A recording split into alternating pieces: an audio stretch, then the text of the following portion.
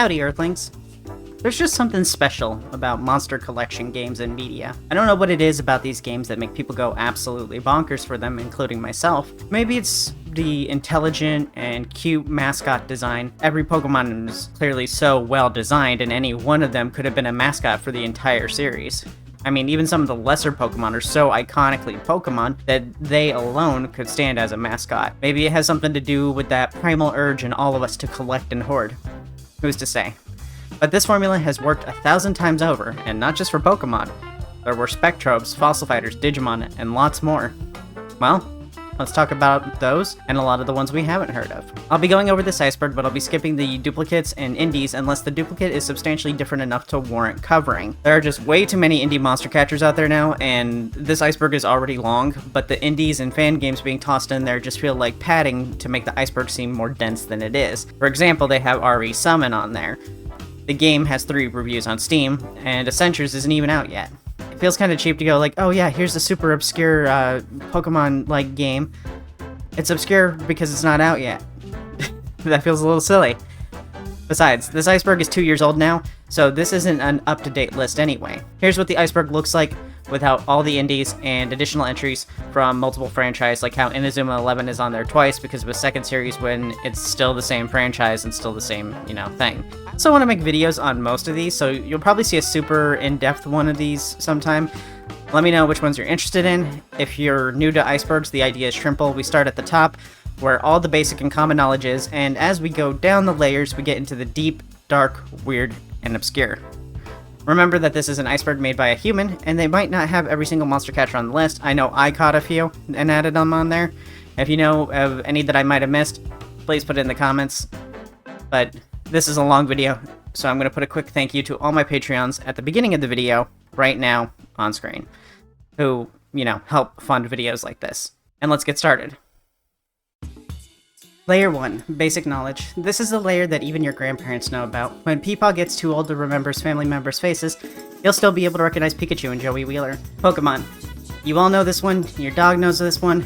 Pokemon is a long-lasting monster collection series, and while it wasn't the first one, it was certainly the one that popularized it. Pokemon recently had its 25th anniversary, and as much as I hate it, it'll probably outlast me. Personally, after the mess that Scarlet was, it outstayed its welcome for me. Weirdly, it was also my very first video game. The way they popularized this genre is incredibly simple, and it's a surprise that it wasn't done sooner. The secret is, you make your game easy enough that children who can barely read are able to beat it, and then release an anime, cards, and merch alongside of it. If it wasn't popular, the massive amount of merchandise would trick you into thinking it was popular. There was no way Pokemon could have failed. In the games, you play a miner who's trusted to survive in the wild with your only companion being an animal with powers capable of wiping a child from existence. Then you take that animal and make it fight other children's animals to make them stronger by leveling up, engaging in a rock, paper, scissors like battle system that's greatest challenge is memorizing it. Seriously, at first it starts out simple. It's like fire beats grass, beats water, beats fire. And then you start introducing in almost 14, I don't know how many types are now, but there's 14. And it's like that chart really quickly goes from that makes sense to how does that work? How is that intuitive? Anyway, then you go to each major city, take down a crime syndicate that really should be the police's job, then collect 8 badges from adults who are paid to physically harm children's pets, then go on to the Elite Four, catch a god or two along the way, then become the greatest trainer of all time. Until the next game comes out and you do it all again, but this time at a lower frame rate with more bugs, and I'm not talking about the Pokemon type. If for some reason that doesn't do it for you, then you can always legally acquire a ROM, then play a ROM hack that makes the game better or weirder than Nintendo would ever allow. But don't enjoy the ROM hacks too much or tell too many people about them, or else rather than learn from it, Nintendo will shut them down with legal notices. You know what Pokemon is. You didn't need me to tell you it. Digimon. Digimon. This one came out after Pokemon and is like the edgier Big Brother version of Pokemon. The main spin is that this series got its start with the Digimon toys. They're little keychain toys with a digital watch interface. You can raise them, evolve them, and fight other Digimon. The main difference between this and Pokemon is that 1/4 are ugly, another 1/4 are edgy, 1/4 are just sexy women, and the last 1/4 are just normal creatures. There's a running joke that Digimon start cute and digivolve into a fridge with chain guns, and people are like, oh, that's an exaggeration, but no, it's pretty accurate. The series is incredibly popular in spite of being poorly handled by Bandai, and the games are very much coin flips. Like, Digimon World 1 is a virtual pet sim. Digimon World 2 is a roguelike. Digimon World 3 is an RPG that clearly is based off of Pokemon. And then Digimon World 4 is Digimon holding swords in a co-op hack and slash that's kind of Dark Soulsy. I personally love the anime series Ghost Game, and if you want to get into Digimon now, Ghost Game is the one to check out. For games, I would try Cyber Sleuth. Yu-Gi-Oh!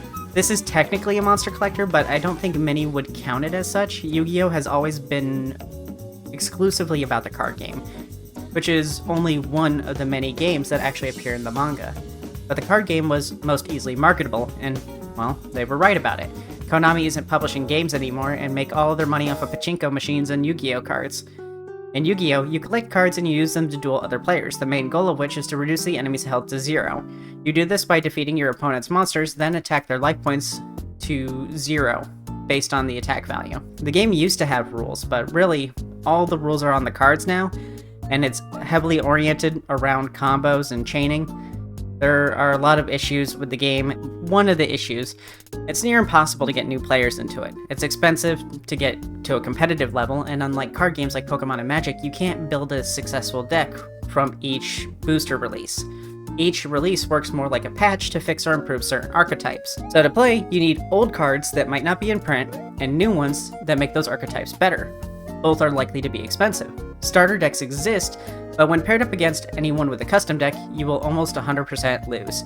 If you're not a whale, you're not having fun. It's an expensive hobby, and that's coming from a gamer. The game is complicated.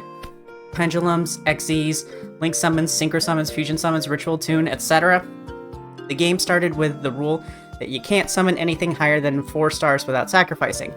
I assume they did this to prevent snowballing, which is clearly perfectly fine now, because you've got people taking 5-minute long turns, and it's possible to beat someone on the first turn. Also, turns can take ages. There's so much text, and sometimes people can take whole ass turns on your turn.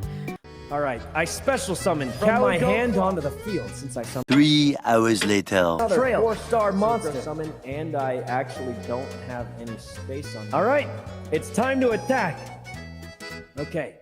Also, there's a severe lack of game modes and alternative styles of play. In Magic, you have Commander, Free-for-All, Two-Headed Giant, Draft, and in Yu-Gi-Oh!, you have regular Yu-Gi-Oh!, Goats, which isn't supported, or Speed Duel, which requires special cards.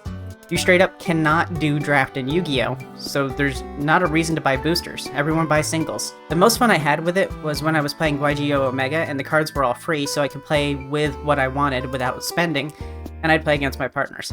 I love Yu-Gi-Oh!, the games and the anime, but the card game is like 4D chess with time travel. Shin Megami Tensei. This is the grandfather of all monster catchers and is credited with being the first one. SMT walked so Pokemon could run. In SMT, you play a human or a human-demon hybrid who makes pacts with demons in order to get them on your team. Rather than using a monster collection device like Pokemon to capture the creatures, you instead use a negotiation mechanic, which it's kind of entirely random. Each demon has a personality, likes, and dislikes, and you have to navigate talking to them. You'll chat them up, they might demand money and items, and in the end, you could end up giving away your entire life savings just for the monster to flip you off and run away. am the bug inside you. So this is death. I will give you 140 mark if you save me. Continue fighting.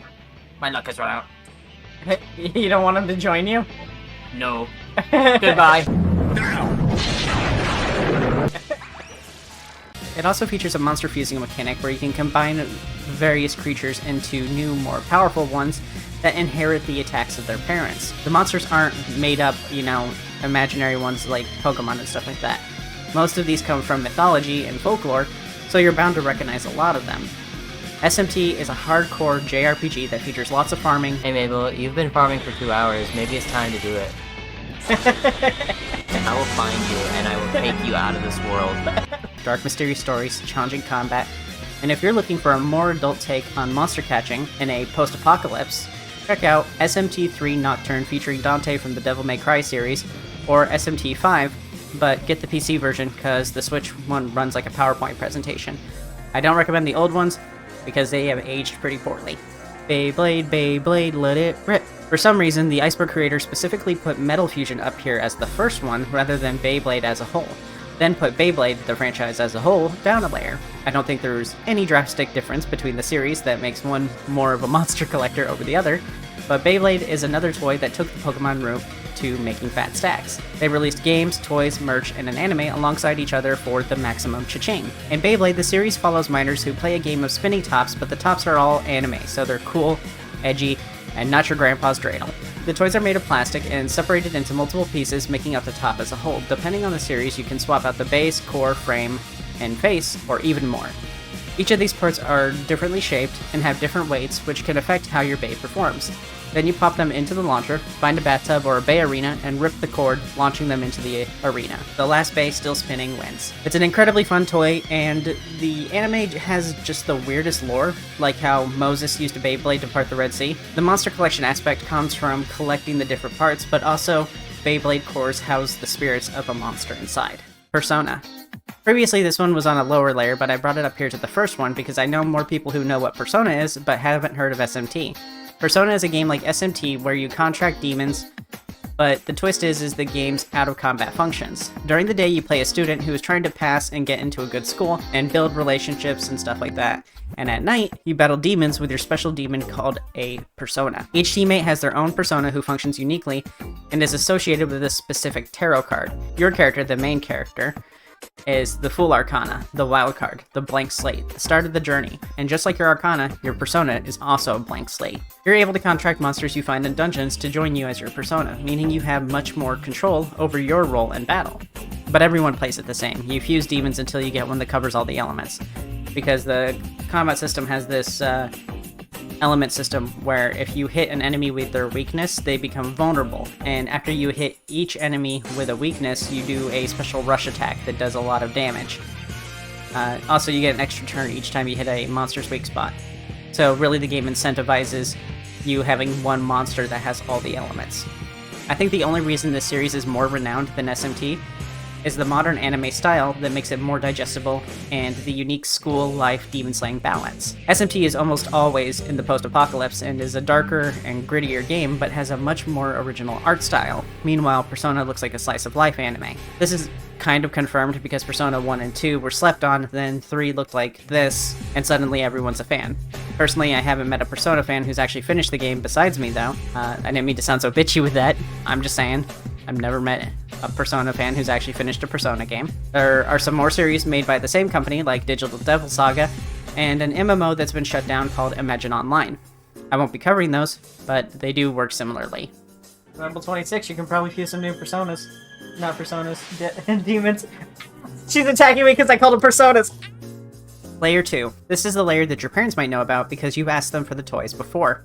But it's more likely you know about these, but didn't play them yourself. Some of the series were too expensive or too obscure, so only the rich or weird kids knew about them. Bakugan. This is a toy that I saw a lot, but never got into them. I was in high school at the time that these came out. Bakugan is kind of like Beyblade in that it's more about the toy aspect than the video games, but it also has a card game. In Bakugan, you have these tiny orb toys that are like Transformers, and they came with these cards that worked like activators. In the carded toys were magnets that if the toy was rolled over, the card would just jump right up and scare you. It's a little mini jump scare. It's pretty interesting because this combination of card game, toy, and rolling resulted in something that didn't just have luck mechanics, building mechanics, but also required physical skill. You could have the best deck and monster in the world, but if you sucked at rolling, then you were kinda screwed. Explaining the exact gameplay of these games is a little hard because it seems like the card game aspect was an afterthought. They were more selling on what they could do than focusing on creating a competitive or gaming environment. Saying this, you might understand why it never caught on as much as dedicated card games like Yu-Gi-Oh! Or dedicated monster collectors like Pokemon, but it's still going strong. But it hybridized the elements a little too much, and despite being illegal, children love to gamble, and Bakugan's skill element might have been too much. The whole game is too much. There's just a lot going on. You'd need money to buy 3 Bakugan, cores, and cards. Bought separately, it'd be pretty close to the cost of a video game. A $60 title. It'd be close to $60. That's the word. But if you got a starter pack, it was only $40 to $50. It wasn't the most expensive to get into, but it was still harder to justify compared to other toys. Also, as a kid or parent, it's hard to tell at a glance exactly what you need to play, so you needed an educated buyer in order to get them. Yu-Gi-Oh! Did well despite its complexity because it didn't start out complicated. You used to be able to buy a starter deck and just play. The rules were easy too, and it grew more complex as the consumer aged. Bakugan is nowhere near as complex as Yu-Gi-Oh, but it seems like a little much to someone brand new to them. They're very cool looking, and I will have to get one sometime and make a video on those. So remember to like, subscribe, comment an alien emoji, and share this video with a friend so I can afford to buy plastic toys so you don't have to. Custom Robo. This one's a personal favorite of mine. I beat the GameCube game like 3 times as a kid. Custom Robo isn't really a monster collection game in the normal sense. Instead, you collect various parts and fit them onto a robot, then play in a sci-fi arena where you'll shoot, slash, and explode your enemies in combat. It's kind of like a mech fighter game, but the story has that funny, let's settle real-world issues with this child's game storyline. Like, hey, you slapped my girl's ass. It's time to duel. I recommend playing the GameCube game because it's the only one I've played. It's a decently long game with a lot of parts to earn and customization, and is surprisingly deep. I shared it with some people, and they said it controls like ass, but whatever, can't please everyone. Interestingly, this franchise has 5 entries, and only the last 2 made it into the US, Custom Robo Battle Revolution and Custom Robo Arena. It looks like there's an English fan translation for the 64 one, so try that out if you're feeling yar hard.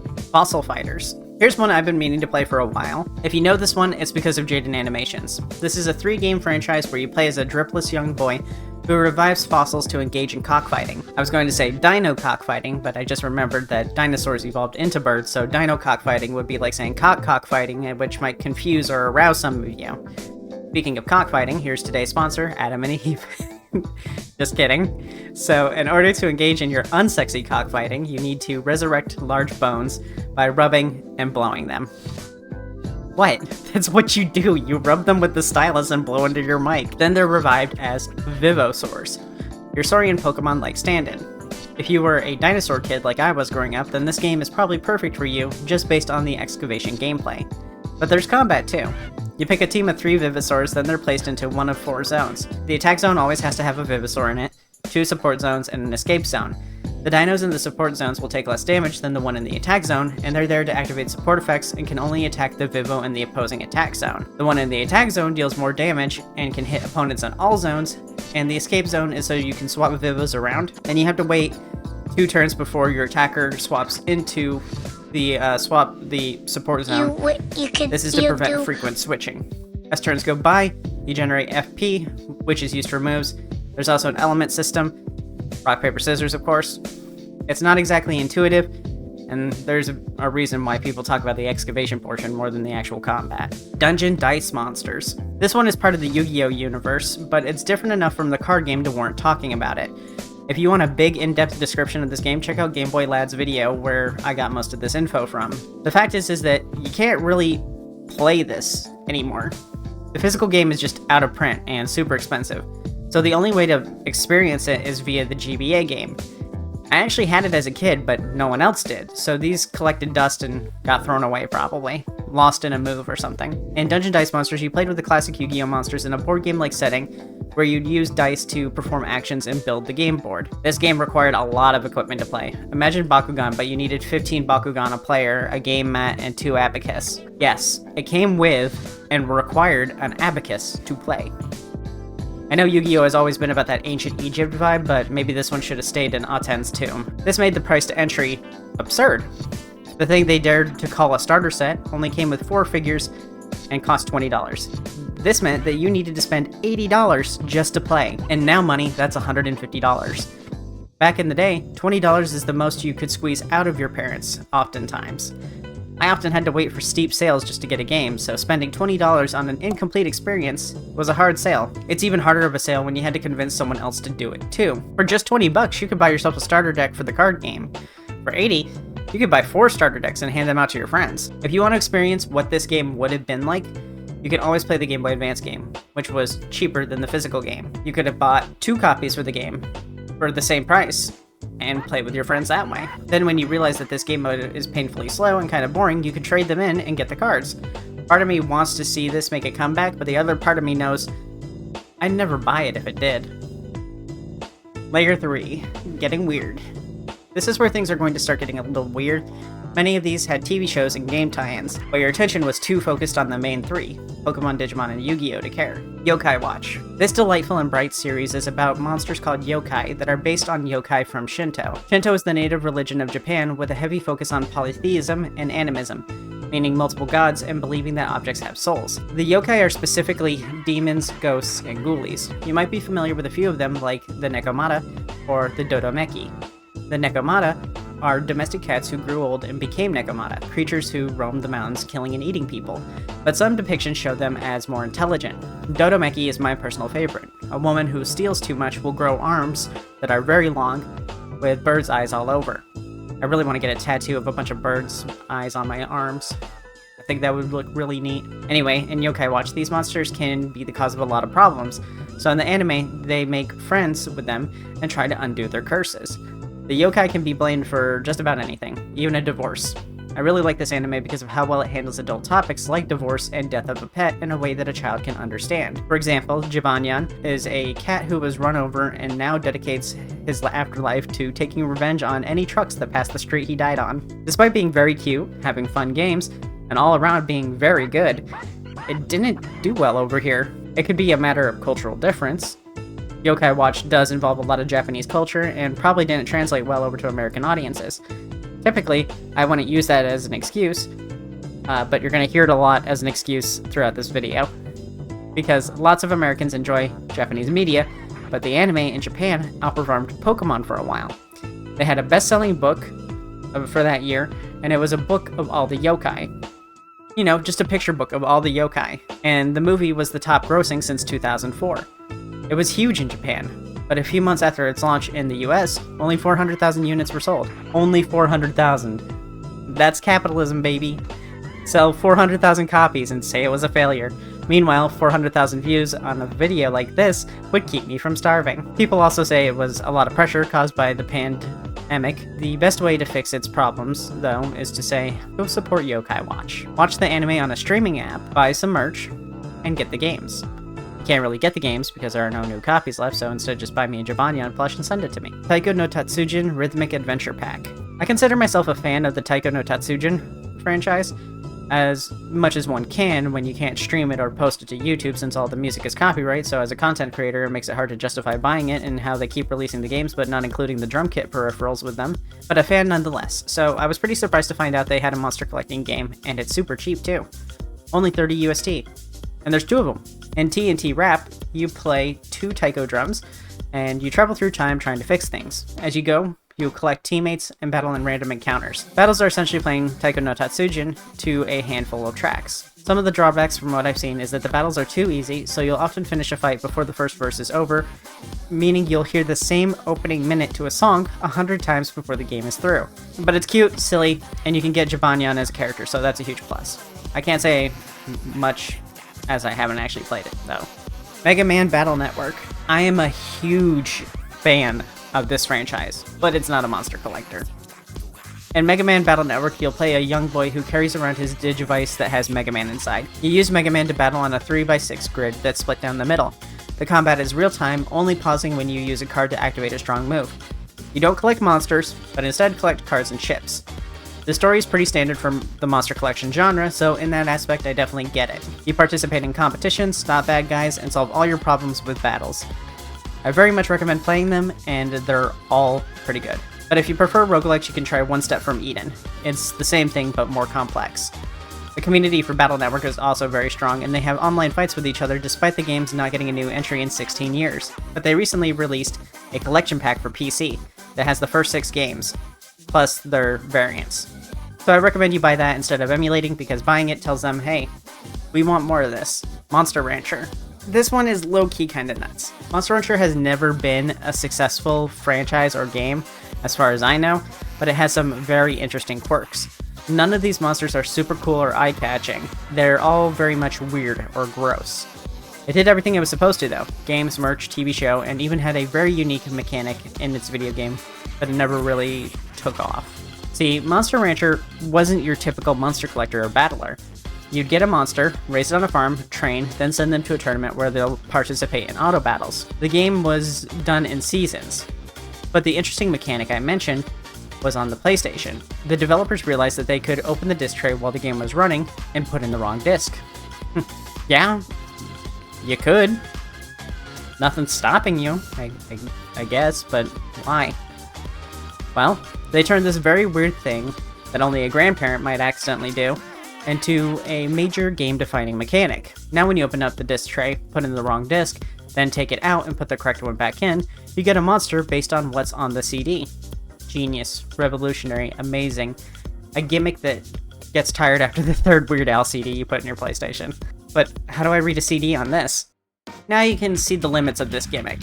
Future games use codes which are significantly less fun and much more convenient, since I can Google best monster and put that code in. If you're going to let me cheat like this, then why do I even bother owning a Game Shark or Action Replay? The DS generation got a little bit more interesting with this though, letting you create with drawing, inserting a GBA into the second slot, and by saying slurs into your microphone. I guess you don't have to say slurs, but I'm a gamer. Next you're gonna tell me I can't breathe either. Thankfully they released the first 2 games on PC, and changed it so you can search CD names, practically letting me cheat, but I guess I can limit myself to only putting in disc names that I have. Still not as cool as chanting demonic hymns and getting whatever this is. Metabots. I remember this one pretty well, but it seems like a lot of people forgot about it. This series is very much my aesthetic, my vibe, my jam. It's 100% me-core. Look at the bot designs and tell me they aren't perfect. Actually, you know what? Don't. I'm very vulnerable right now, and I don't think I could handle the shock of having to hear something like that. In the anime, it surrounded a kid who found a Metabot medal and inserted it into his bot. The resulting bot, Metabee, has a huge attitude problem. It seems almost alive, which is odd. Turns out he discovered a rare metal, which is rare, and causes rare behavior. And not much is known about it because, you know, rare. The anime is your standard take on evil organization using the power of the gimmick instead of, I don't know, shooting. I remember the anime being very cute though. The games I never got the chance to get into, and if you're an American you might be surprised to hear this, but there are 27 Metabot entries. Metabot 1 through 9. Yes, 9 core entries. Americans got Metabots GBA 2002, Metabots Infinity on GameCube, Metabots AX GBA 2002, and that's it. Meanwhile, in Japan, the series is still going strong with 2 releases as of, in 2020. Pretty crazy for a franchise you've never heard of, right? I'm a fan of this franchise, and I didn't even know that it was still going. No one talks about it. The franchise had everything apparently, even an entry where if you win, you can strip the opponent. I'm not sure anyone was asking for that, but it exists. I will definitely have to revisit this series, but maybe skip Girl's Mission. Anyway, it's not much of a monster collector since you're collecting parts to customize your bot, but the Iceberg maker included Mega Man Battle Network and Star Force, and I will admit that all those franchises definitely have that monster collector spirit despite not being monster collectors. Kingdom Hearts Dream Drop Distance. This is one of those games where, despite playing it 3 times, I can barely remember it. You play Sora and Riku in your standard Kingdom Hearts adventure, except there's a time limit mechanic where every so often you're forced to switch to the opposite character, because people love strict time limits so much. While you adventure, you'd collect monsters and take care of them using the touchscreen on the 3DS, then they'd fight alongside you. If you play this now, I'd recommend getting it through one of the collections so you don't have to mess with the touchscreen stuff. The monsters, of course, are all very well designed, but this game didn't leave much of an impact on me. It really seemed like we had this Kingdom Hearts game, but it's like the 5th one that plays like this. Let's add some animals to mix it up.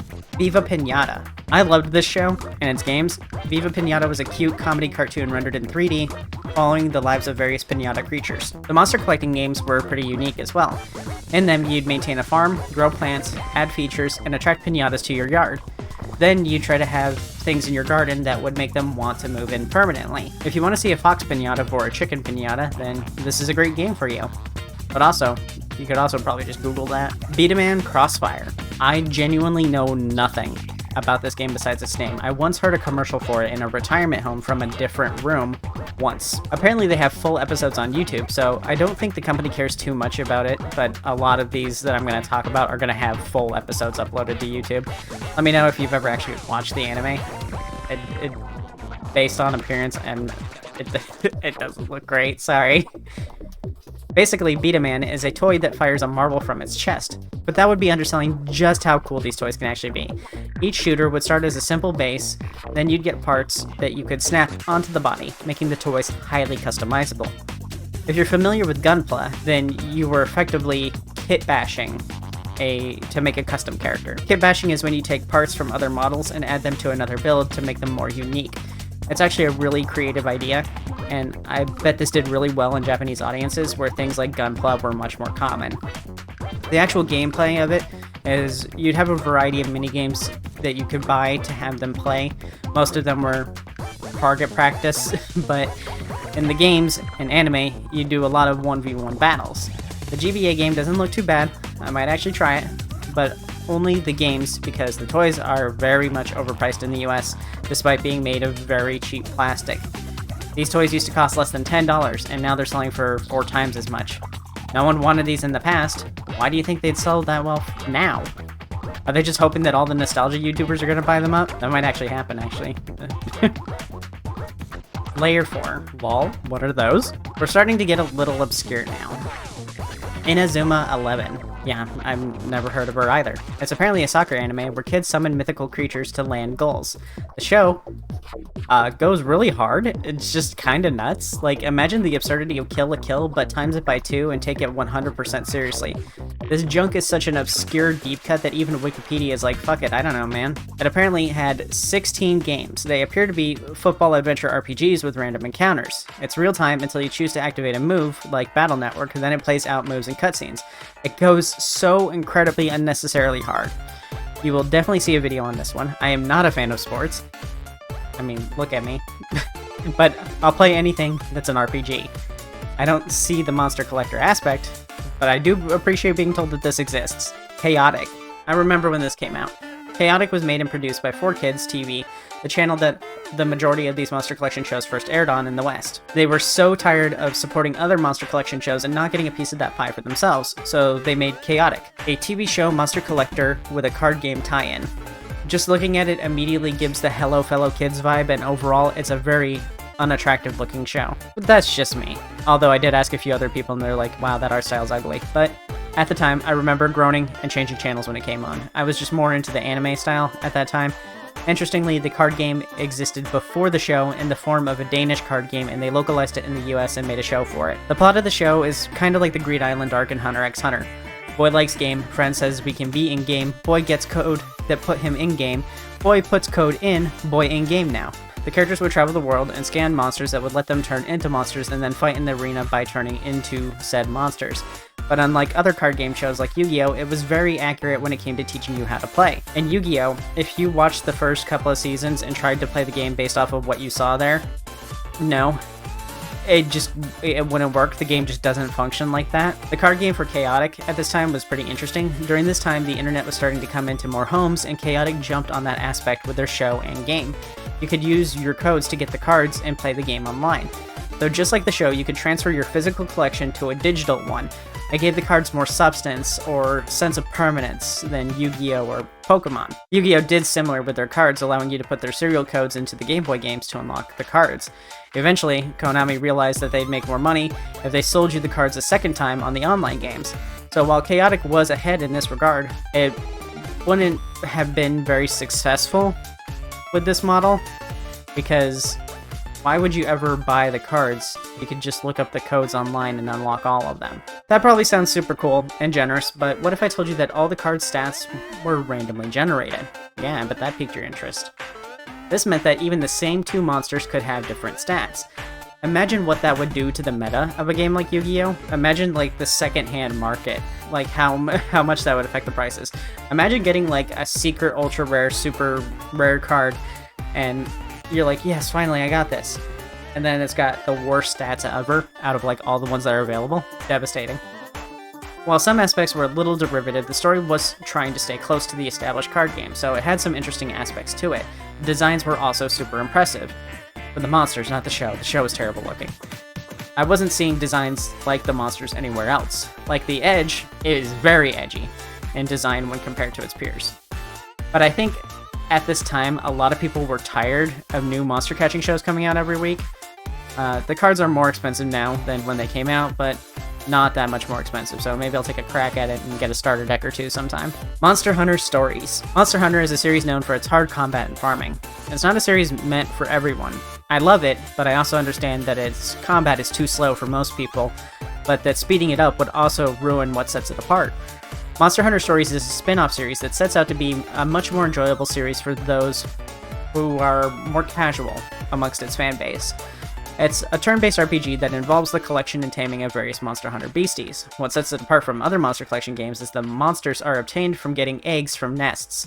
Once hatched, they have a random monster, giving that gacha gameplay feeling without the carpal tunnel associated from swiping your credit card. Interestingly, it keeps what makes it Monster Hunter. You can mine and collect materials to get new equipment, making it a great entry to get people into Monster Hunter elements, priming them for a larger scale title like World or Rise. Ni no Kuni. I have both of the games and have barely touched them.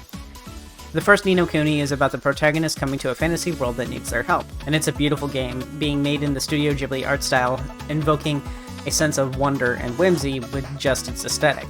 Combat is handled how you'd expect from this Iceberg, by collecting monsters. While combat itself is deceptively simple, being completely automated, it's made more deep with options that are available to you. You can have 3 monsters on your team with their own dedicated stats and equipment, they level on their own, and they have their own synergies. The game is kind of impressive because it has that classic JRPG feel while still being very simple. It's not quite SMT, it's not quite Pokemon. It's different enough that it's its own thing. The game is also made by Level 5, which is the same company that made the Yokai Watch games and a lot of other games on this list. So they kind of know what they're doing when it comes to this genre. Temtem. One of the few indies that I'm actually covering because of how hyped this game was. I don't think it makes sense to call some of these obscure just because they're lower budgets. Temtem was a game that was very much pitching itself as the Pokemon killer. Everyone was calling it that. They could have put it on their own, like advertising that we're the Pokemon killer, and people wouldn't have batted an eye. Its crowdfunding campaign came in at the perfect time when people were getting tired of how Nintendo was handling this series, but rather than having a tight and focused story where everything is very point A to point B, Temtem sought to be more of an MMO, which is why it wasn't as much of a hit with me. Progression at one point slows to a crawl, and when I'm treating this game as co-op Pokemon, it makes it hard to enjoy when we have to stop and farm, or worse, come back another day to play again because we want to take advantage of some sort of time-limited thing to make leveling easier. Once, me and Rook got to where we needed to farm a lot, so we just stopped playing entirely. The main thing that sets it apart, gameplay-wise, is that it uses an MP system where you have points to spend for attacks and regenerate a set amount each turn, meaning you can't use your strongest moves repeatedly. But it also has Force 2v2, which is something that I personally didn't like. It's fine and makes sense in co-op, but when I play alone, I kinda don't want to think about it that much. The game also has a built-in Nuzlocke mode and shiny hunting. It's not too shy to tell you what it was going for. It wears its clone status on its sleeves, for better or worse. The Lost Child. This one probably counts as an indie game, but I'm mentioning it because it was published by Katakawa Games. I'm only mentioning them because I have a personal beef with them because they gave Yuji Naka, the creator of Sonic, money to make more games when there was plenty of reasons to not. Then with this funding, he went on to make Roadie the Sky Soldier, the worst game I've ever played. I have a video on it, it's a little old, and I plan to remake it and make it better, but I'm happy Yuji Naka went to prison. I wish he got more time for making Roadie, but I'll settle with 2 years for insider trading. Lost Child is a monster collector from NIS who likes to take the tell, not show approach to gameplay. It's a visual novel with an RPG game hidden between the dialogue boxes. It's reminiscent of SMT. You're chosen by God to capture demons with your MacGuffin weapon. You get a big booby sidekick, and it's a first-person dungeon crawler, which means the majority of the game is spent staring at immobile PNGs of characters broken up by looking at spreadsheets. The game is mechanically dense, which would be a plus for me if the game didn't look so incredibly dull. If this game was in a rental store, it'd be the one that's sun-bleached because it never got rented. It looks like playing a PowerPoint. Duel Masters. This is another one that I've heard of, saw ads for, even saw people playing it, and I was like, I'm good. Like the majority of this list, it did the money-making trio game, anime, card game. Enjoy your slop. Now, Duel Masters has a very interesting history. Originally, it was a manga tie-in to sell you guessed it, Magic the Gathering. No, I'm not kidding. Duel Masters was made to sell Magic the Gathering, but Wizards was having some issues with how TCG were being handled in Japan. Due to some disagreements with the Pokemon publisher and their intended direction for the card game, Wizards decided it was time for them to make their own title. They took Duel Masters, which was starting to get popular, and made it its own game. Since you can't have a TCG without an anime, they made the Duel Masters anime, and then tried bringing it over to the West. The plot is what you expect at this point. Child fights world-ending secret organizations with the card game.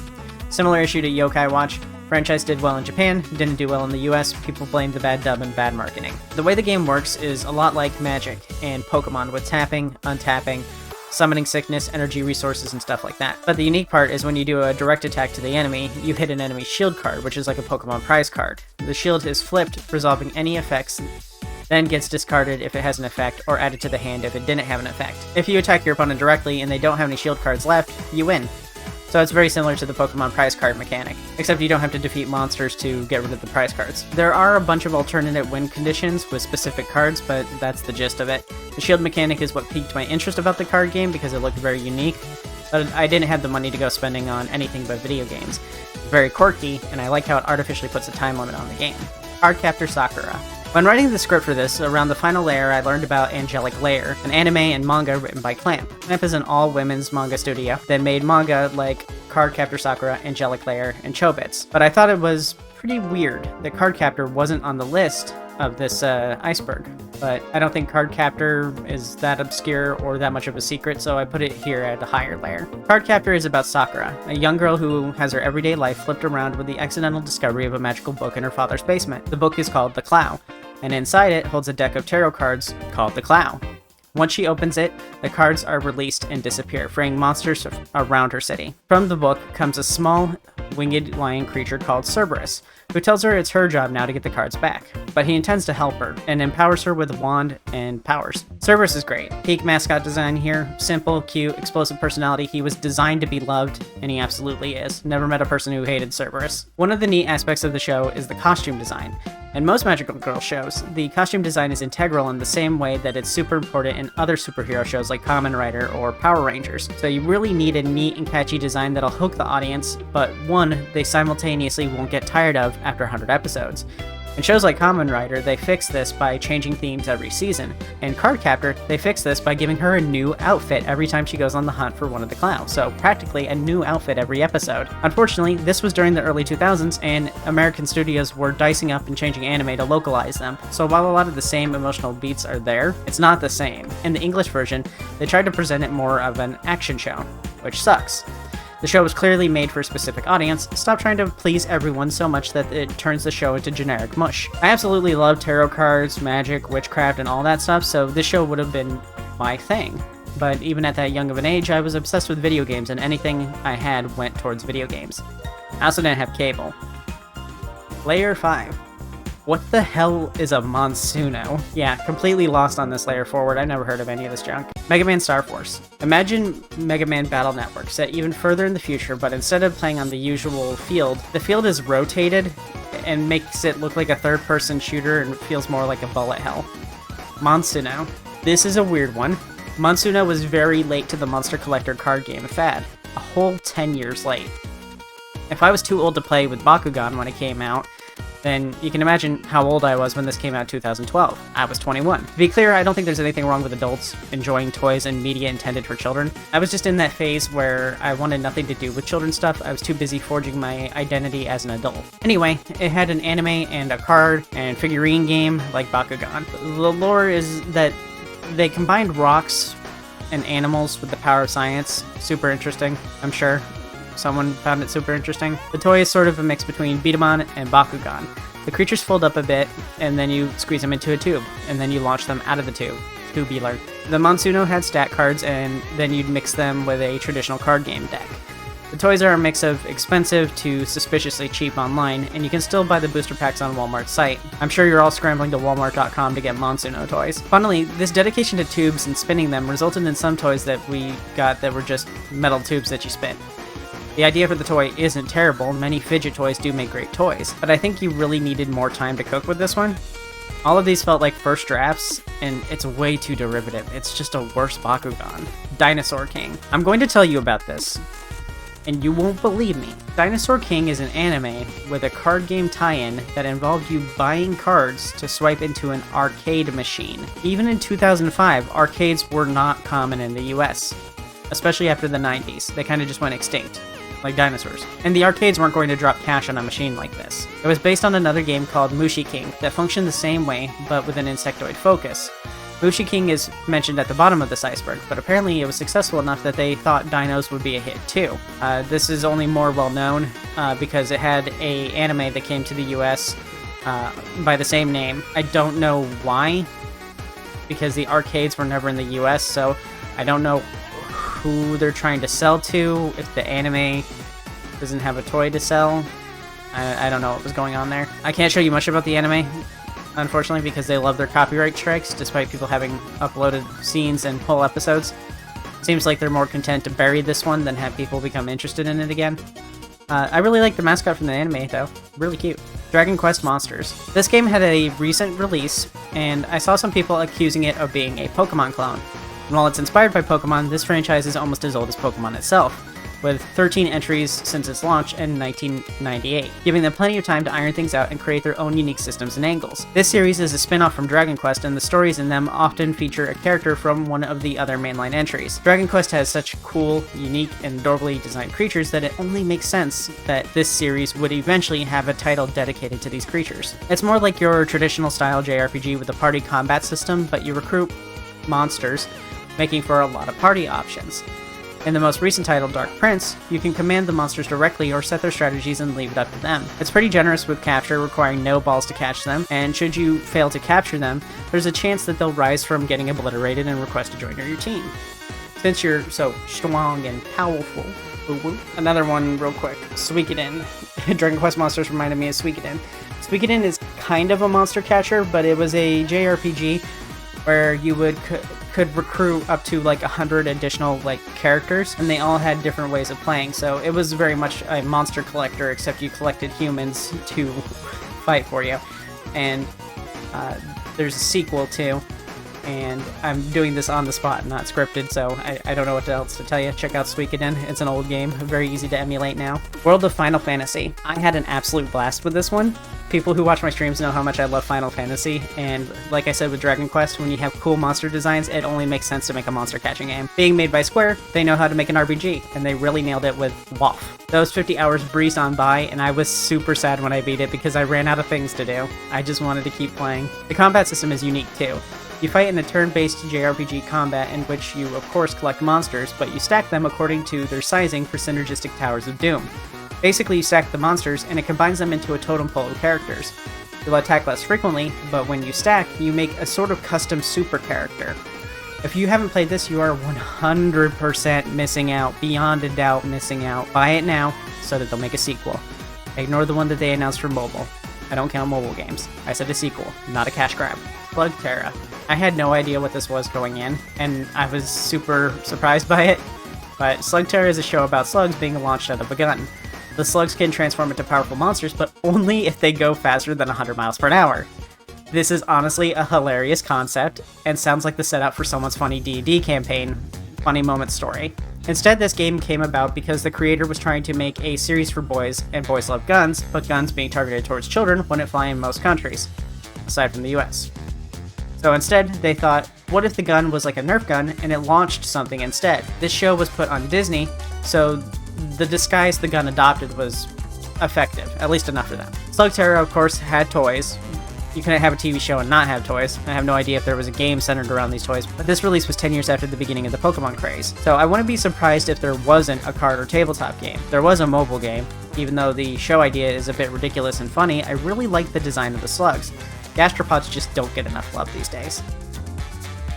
Layer 6, the indie game Layer. Yep, this layer was almost entirely indie games. I have no issue with them. I like Monster Crown and Ooblets, but a lot of the ones suggested have no reviews, little reviews, or aren't even out yet. It's clear that they were just padding, like how they used multiple spin-offs or sequels as additional entries. I'm also a little annoyed that the maker had to include the Japanese version of many of the logos for the games that had English releases. It's like how when you talk about an anime, and the person here goes, actually, it's Boku no Hero Academia, or like those, only 90s kids will get this meme. Anyway, Danball Senki, Little Battlers Experience. Well, I can see why you went with the Japanese logo for this one, because the name Little Ballers Experience is pretty fucking terrible. I've never heard of this series, and I'm guessing a lot of you haven't either. Even the nostalgia YouTubers aren't really talking about this one. If you're familiar with Gundam Build Fighters, that's what LBX is. So, I'm going to say something, and this is really going to sound crazy, and I'm aware that it sounds crazy, but LBX is cardboard punk. What does that mean? Has Sera been drinking the funny blue liquids under the sink again? LBX is set in the far future of 22 years from now, and in this future they develop a new material called fortified cardboard. FC for short, and it's very strong and can take an absolute beating without risking its contents. Everyone was a huge fan of this new cardboard. Sounds a lot like when we discovered plastic.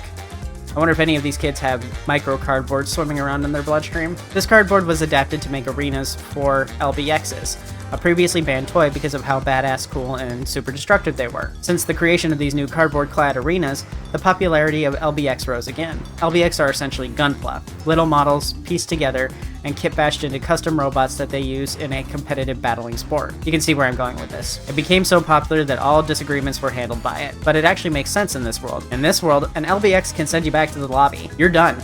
No one grabbed your reboot card. So it makes sense that if you defeat an opponent's LBX, you're effectively disarming them while still holding your own gun. LBX has an anime, manga, and a handful of games, most of them being made by Level 5. Most of the time when a movie or show gets a tie-in game, they tend to suck. You can thank E.T. on Atari 2600 for starting that trend. But if it was made by Level 5, like most of these Monster Catcher games, you could almost guarantee that it would be a banger. That's because Level 5 made good games before becoming the go-to licensed game company. They made great games like Dark Cloud, Dragon Quest VIII, Rogue Galaxy, Professor Layton games, Dragon Quest IX, Ni no Kuni.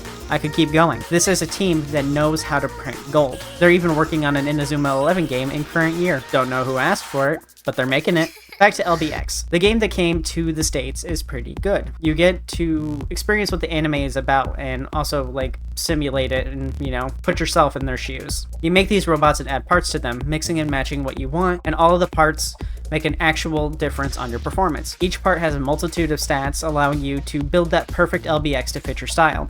If you're a fan of RPGs, you'll find something here too, because everything has levels, armor, weapons, characters, and more. Fights are short too, giving you that just one more round feeling. If you played Custom Robo or were interested in it, I really think you should check this one out too. It didn't take off, of course, and I think it was a matter of them doing a poor job advertising the game and a culture difference. Like I said previously, you'll find people like me in the US who love Gunpla. I'm very impatiently waiting for a Witch from Mercury Master Grade to get made, and some of you probably acted like I spoke a different language just then, and that's my point. Gunpla just isn't as popular in the West, and while LBX isn't Gunpla, it relies on that cultural addiction to the model kits that are so popular in the East. It's very easy to mark this off as just another kids game for another kids series, but the game just looks so good. Jade Cocoon.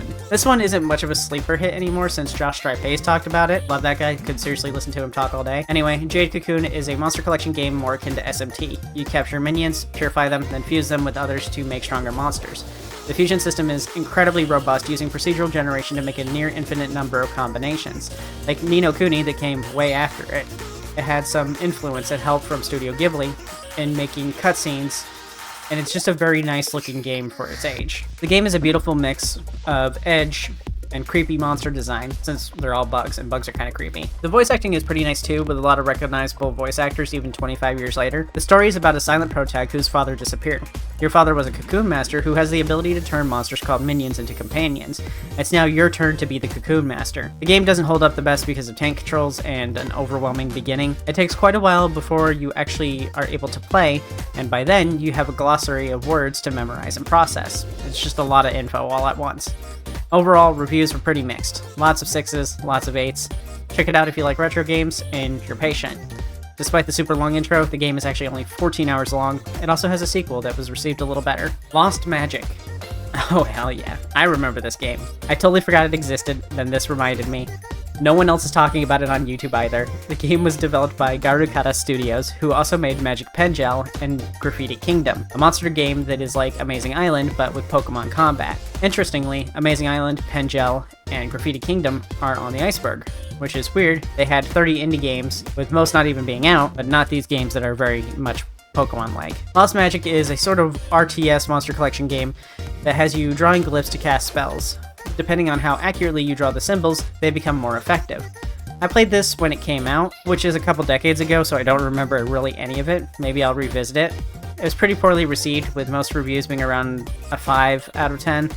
The main issue being that while some cool and innovative mechanics, they did end up being frustrating in practice. Amazing Island. Yeah, there was no way I was going to bring these up and not put them in here myself. I have a video of this one coming out soonish. It's a big deep dive into it because despite some big channels like AlphaRad and Jaden Animations talking about this game, it's still relatively obscure. In Amazing Island, you play as a child transported to a magical dream world that needs your help to defeat the Black Evil. You do so by drawing and designing custom monsters and using them to participate in a variety of Olympic-style events. The game, despite not explicitly mentioning it, is incredibly deep, with parts affecting a variety of stats that will affect your minigame performance. Even how you draw your monster can affect its stats. It can be an absolutely brutal game at times, randomly requiring near perfection, but despite being short, has a lot going on. You could beat it in a day if you're good at it, but to 100% it, you'll have to play close to 50 hours.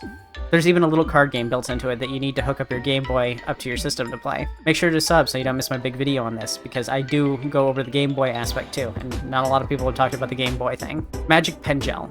I haven't played this one, but it's very much on my radar. Similar to Amazing Island, you draw your monsters, but you participate in Pokemon like rock, paper, scissors combat. The game is really pretty too, because like a lot of these, it's designed to look like a Ghibli film. Graffiti Kingdom. I actually know nothing about this one, besides that it's a sequel to Pen Gel, and has more of a focus on platforming and action RPG combat.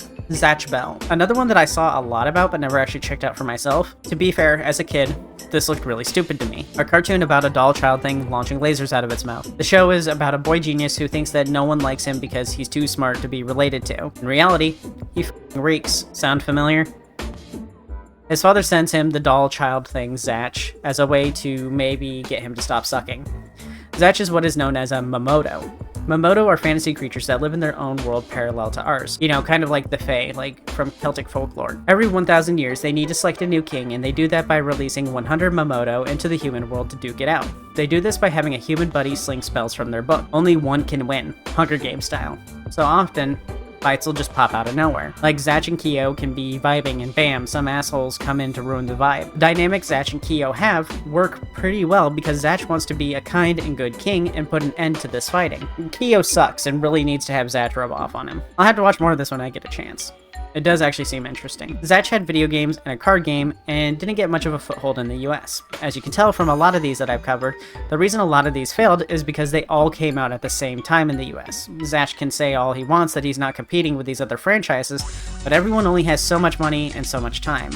Like food and rent aren't in the same business, but I still have to choose which one I can afford to pay for. The US only got 3 games, and they were all anime fighting games. Womp womp. As for the card game, it was produced by Bandai. Kinda says it all, but I'll explain it anyway. In Zatch Bell, the card battle, you don't have a deck. You have a spell book, which stores 32 cards. Thankfully, you don't need to shuffle and reorganize this book every time you play. With how this game works, organizing your deck is integral to how you play. See, when you start the game on the first page of your book, and instead of drawing a card at the start of each turn, you instead have to flip the page. And as you take damage, you flip additional pages. Then you can use either of the cards that are currently open on your book and available to you. Should you reach the end of the book, you lose. I'm not going to go into full details of the card game because I don't want to. Gotta save something for it if I ever actually make a video on it. Spectrobes. Hell yeah. The game that I insist is a banger even though most people call it bad. This is a game by Disney. Womp womp. They wanted to make their own Pokemon smash hit. After all, this is the only market that they haven't broken into and haven't been able to buy out the competition in yet. Spectrobes is one of those creature collecting games that came out on the DS, which meant it had to have a bunch of gimmicks.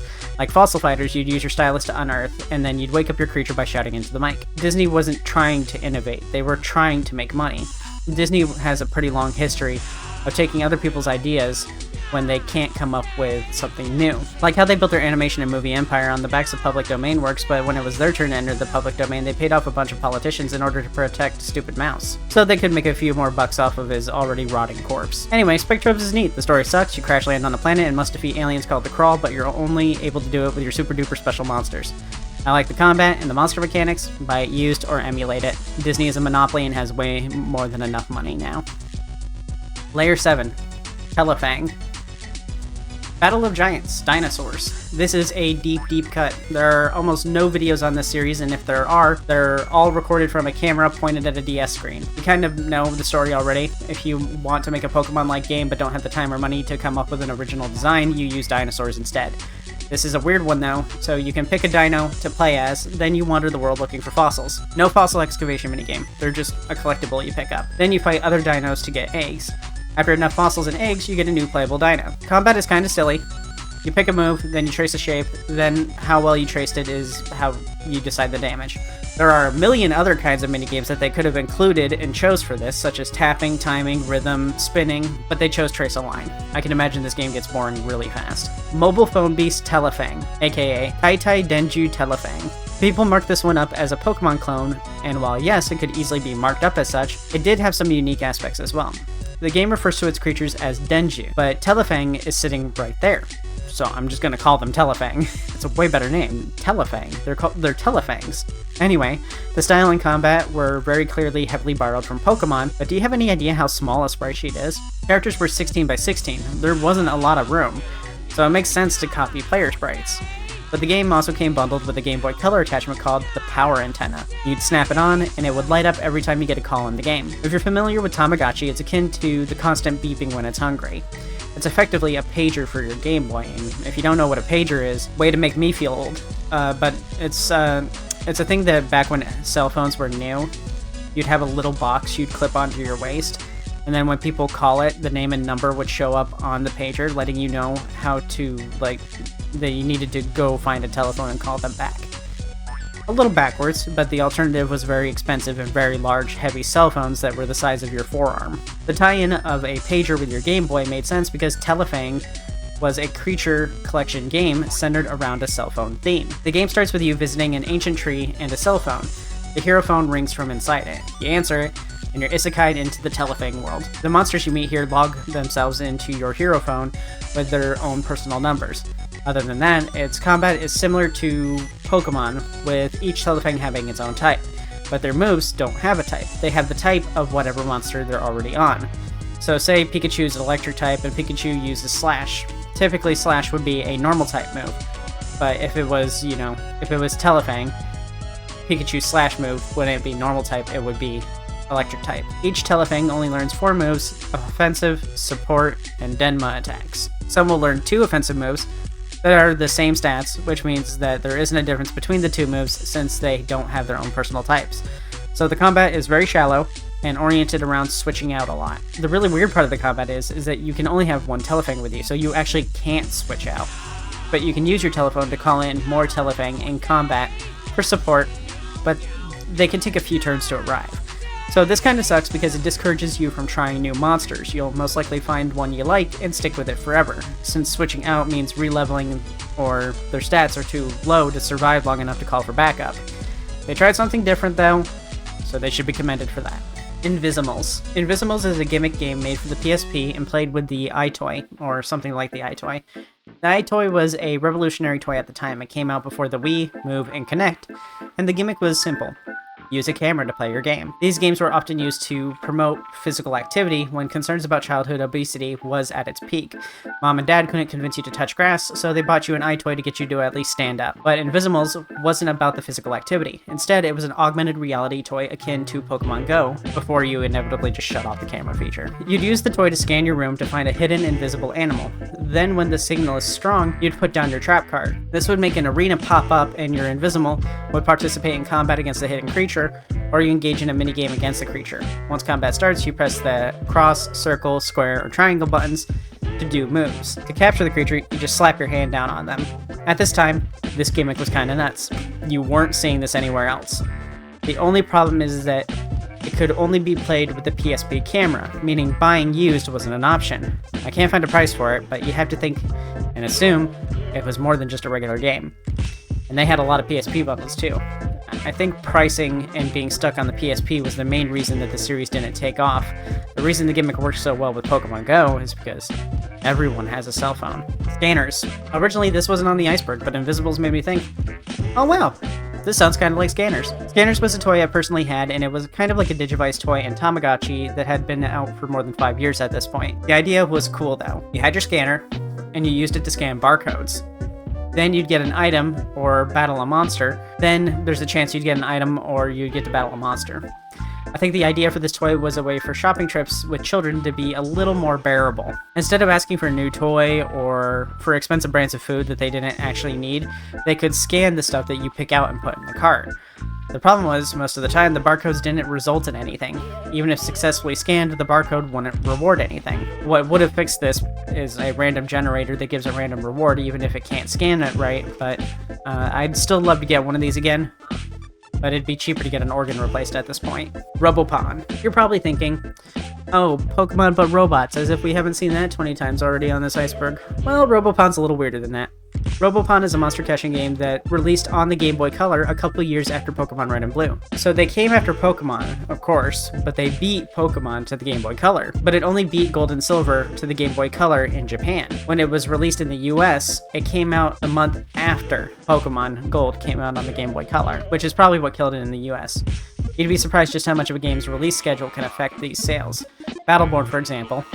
This is gonna, can't believe I'm showing my full hand like this, but I was originally a Battleborn YouTuber, and I made guides for the game. Obviously, I backed the wrong horse. It came out the same month as Overwatch, and despite coming out before it, having deeper mechanics, more interesting characters, and being made by Gearbox, who made the Borderlands series, it was considered a lesser clone. But had it released even a year later, or in spring, it wouldn't have had to compete with Overwatch, and would have avoided most of the accusations of them being the same game. I mean, if it came out now, it would probably do well, considering how much everyone hates Overwatch now. Unfortunately, Robopon's release was too soon after Gold and Silver in the US, and it got ignored because people already spent their Christmas money on Gold. We also only got the Sun version, which means we couldn't even collect them all. Gameplay is about what you expect from a Pokemon clone.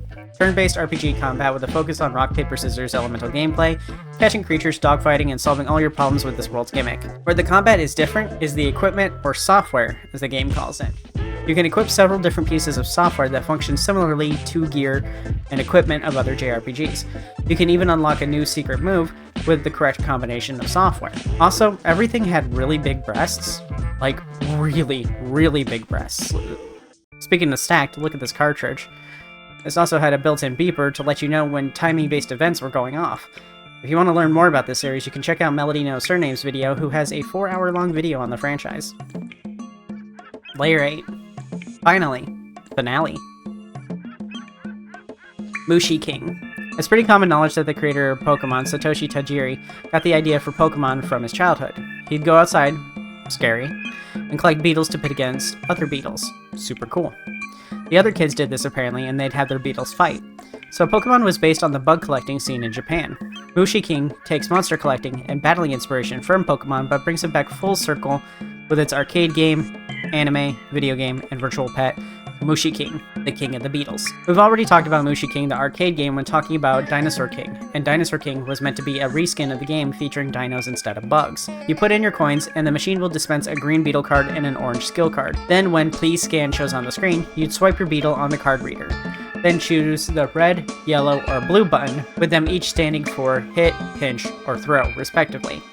Then watch the battle play out. The funny thing about the cabinet is that it was very short, so you could tell it was definitely not intended for 33-year-old space aliens. Womp womp. The cabinet also had a lot of neat features, like an upgradable cabinet making it easy for content updates. Despite having flyers in English, the cabinet never came to the US. This is probably due to the cultural differences that I talked about in Dinosaur King. Americans didn't really collect bugs, or battle stag beetles that they found. Also, like I said with Dinosaur King, after the 90s, arcades unfortunately went extinct. It's unfortunate. In Japan, Sega was pretty well known for its arcade games, and you can see that in the Yakuza series. Here's hoping they put Mushi King in the next Yakuza arcade. Wait, what do you mean they put Mushi King in Yakuza already? Well, it looks like they did, and this isn't a game I thought would need sex appeal, but I guess there it is. I get it though, these games are older now and you need to keep up with the audience interested in it. Mushi King was popular with little boys who grew up to be little men. Anyway, if you want to play Mushi King, today you can play it in Yakuza Kiwami. Sadly, this is the closest Americans may ever get to the real thing. So, while you're playing, keep an eye out for Mesu King. Fighting foodons, fighting foods with attitudes. Yep, I used to watch this one when it aired on 4Kids.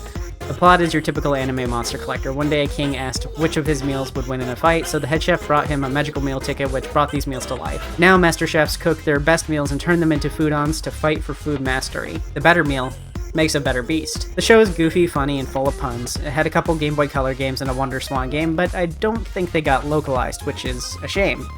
I definitely would have gotten into it. I love cooking, and I love puns. I don't think it was very big here, so there wasn't really any merch. Robotrek.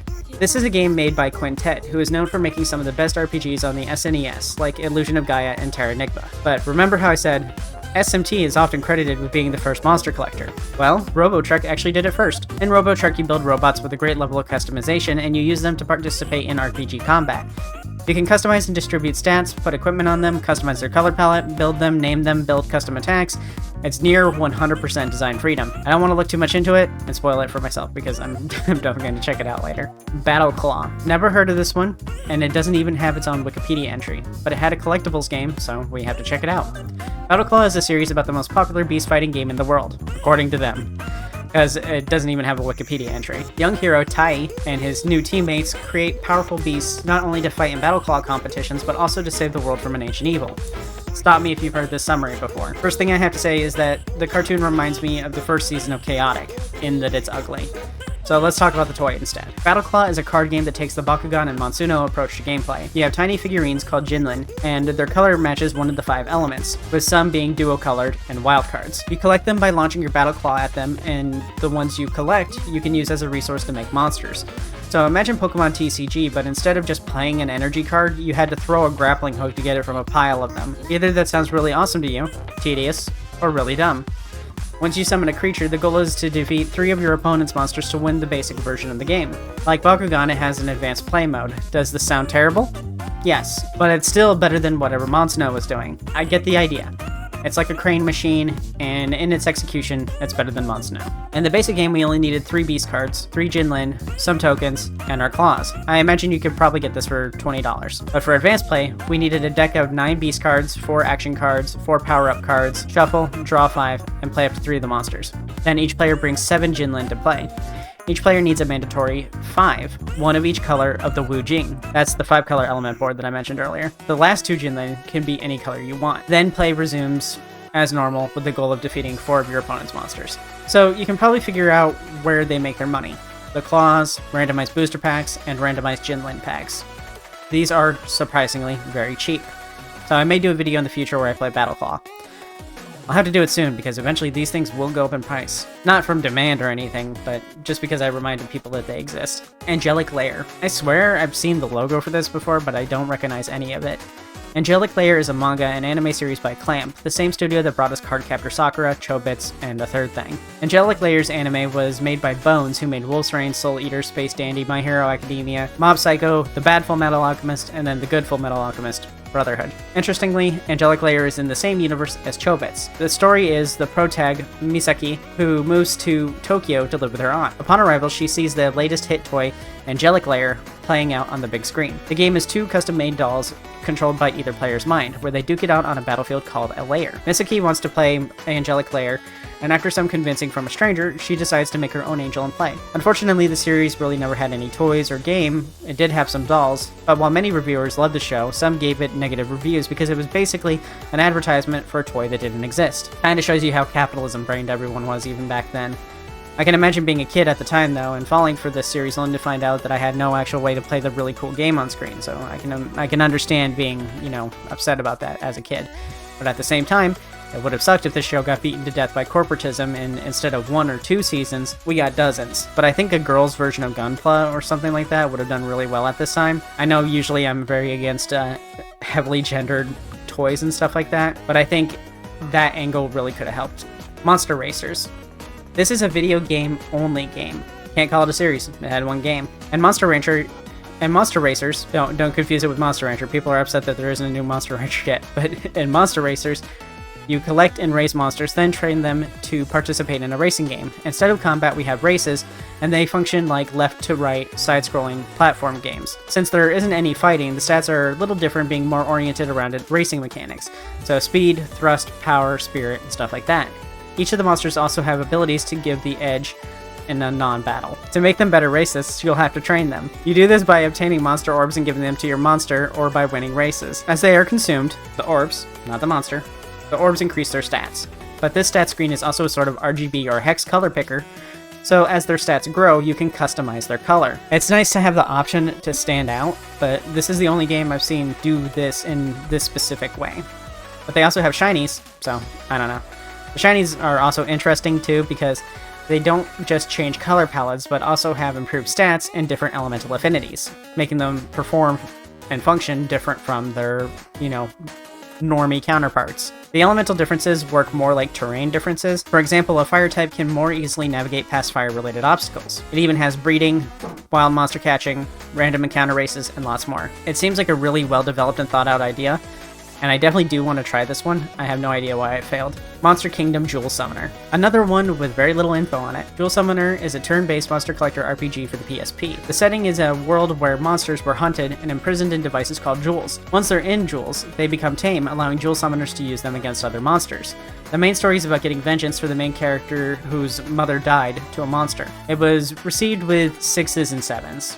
Not great, but pretty average. It was accused of being too samey and similar to Pokemon, so I'm guessing the team was going for a more adult or edgy Pokemon storyline to attract the primary teen male audience of the PSP. They were super convinced that they were cooking with this title because this was supposed to be the first entry in a series called Monster Kingdom. The studio, however, didn't go on to do much, making only 5 games before canceling their final project in 2010. Combat is your rock, paper, scissors gameplay. You can only catch monsters using the matching element crystal. A needless complication in my opinion. Monsters earn experience, level up, and one monster versus one monster, 1 attack a turn, 4 max moves learned, and you can fuse items into them with special items. You have some control over their stats too, with ability points, but an interesting mechanic exists that encourages you to swap monsters even if you're doing well. Each monster has jewel points, and it functions like MP, and as they use their moves, they expend them. Once out, they'll need to call in a new monster. This exhaustion persists throughout the entire dungeon, until you use a save point. This encourages you to not use your best creatures all the time. This might sound like a nothing story, but there were reasons for this game to be something people might be interested in. The studio, called Gaia, was put together by Koji Okada, who was a co-creator of SMT. When he left Atlas, he went on to make this dev team and get to work on this game, stating that he was tired of pumping out the same garbage and tired of how everyone kept stealing ideas from each other. He wanted to make something unique, which as a creator, I can relate to. But as you know, nowadays, you can't really make much unique stuff now. There are unique ideas out there that have been yet to be made and utilized. But as soon as you discover what that idea is, your idea will be swarmed upon by thousands of locusts all looking for their piece. That's what happened with Vampire Survivors, for example. That's what happened with Pokemon, here, as an example. I say this as I'm making a Iceberg video, which is probably one of the most overdone kinds of videos out there now. But yeah, Miicard, also known as Turning Miicard, is a South Korean, Japanese, and American anime and toy line about a boy who meets an alien talking car that transforms into the legendary Miicardimo warrior. Sounds a lot like the plot of the first Transformer movie.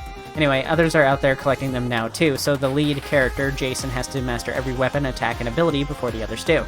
The show was written by Atsushi Maekawa, who worked on anime like Yu-Gi-Oh! And Bakugan, so it was bound to be a hit, and in South Korea, where it was made, it was huge. Still is huge. When they released the toy line, the company's stock quadrupled, but as you might have expected, it failed pretty miserably in the US. This might have been due to its timing, having come out 10 years after the Monster Collector show hype died down. Mattel also made ugly packaging for the toys, leading to it being ignored on the toy aisle. Supposedly. The toy line mostly seems to be Transformer-like toys and a Bakugan ripoff. One of the toys involves pulling the car back, and it zooms forward. When it rolls over the car, it sets off the magnet in the toy, making it transform. There's also a ball cannon Miicard, which fires a marble like b-daman does. Remember that this is 10 years after these series aired, so to come this late, and the best you got is a derivative idea like that, yeah, I don't think there was ever much hope for this series in the US. I've even seen Bakugan in my Walmart recently, but this series is still pretty popular in South Korea, with a new series as recent as 2023. So that's it. The end of the line. The end of the toy lines. Games, comics, anime, TV shows, all of it. I hope it was everything you wanted it to be. And hopefully you learned about some new series that you're going to check out now. And this list very much served its function for me. I definitely have a lot of things that I want to make videos on now. If you watch this far, say, take me to your leader to confuse the other commenters, and let me know which of these series you'd like to see me take a closer look at. Bye!